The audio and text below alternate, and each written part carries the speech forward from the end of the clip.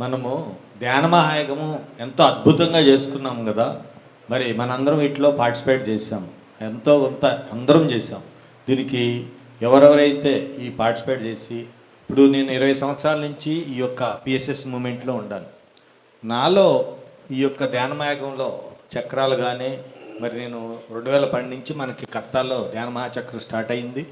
అప్పటి నుంచి కూడా మెయిన్ పార్టేషన్ గ్రౌండ్ చూసుకుంటూ ఉన్నాం. నేను ప్రతి యాగానికి, ప్రతి చక్రానికి నాలో చాలా మార్పు జరిగింది. ప్రతిదీ అంటే చాలా నేర్చుకున్నాను. మీరు కూడా ఇప్పుడు మనం వస్తున్నాం, 11 రోజులు సంబరాలు చేసుకుంటున్నాం. మీలో ఈ యొక్క సేవకి ధ్యానం ఒక్కటే చేస్తే మీకు మార్పులు జరగవు. అందుకనే పత్రి గారు మెయిన్ సేవ పెట్టారు, ఆ తర్వాత ధ్యానం పెట్టారు, శాకాహారం పెట్టారు. మరి ఇలా మనం ఎన్ని పాటిస్తూ మనలో ఏం మార్పులు జరిగినాయి, ఆ మార్పులు ఈ యాగంలో ఇంకా మనం 11 రోజులు సేవ చేస్తే మనకి ఎలా మార్పులు జరిగినాయి అనేది కూడా మీరు చెప్పాలా.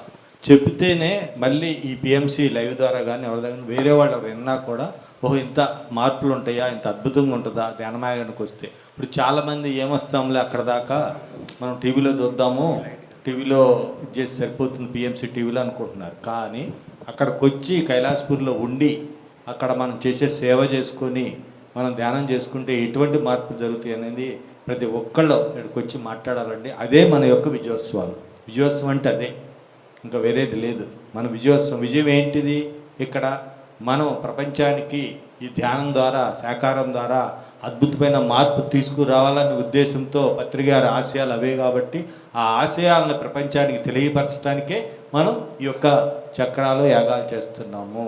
మరి మనలో మార్పు రావాలా, మరి అందరిలోనూ మార్పు తీసుకురావాలంటే మనం ముందుకొచ్చి మనం ఏమి దీంట్లో మార్పు చెందాము అనేది చెప్పటమే ముఖ్యమైనది. అలాగే ఈ సంవత్సరం మనము మరి కైలాసపూర్ అనేది ఇంటర్నేషనల్, అంటే ప్రపంచ కింద మనం ఇంటర్నేషనల్ యొక్క ఇది సార్ ప్రకటించారు.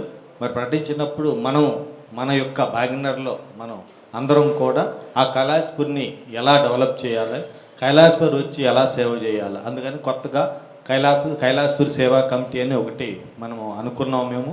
దాని ప్రకారంగా అందరూ ప్రతి ఒక్కళ్ళు కూడా మరి పౌర్ణమి అప్పుడు, అలాగే మంచి మంచి ఈవెంట్స్ అప్పుడు కూడా వచ్చి, అలాగే శని ఆదివారాలు వచ్చి అక్కడ మనం సేవ చేస్తూ ధ్యానం చేస్తూ ఉంటే ఎంతో బాగుంటుందని మేము కోరుకుంటున్నాము. మరి ప్రతి ఒక్కళ్ళు కూడా ఈరోజు మాట్లాడాల్సిందిగా కోరుకుంటున్నాను. Thank you.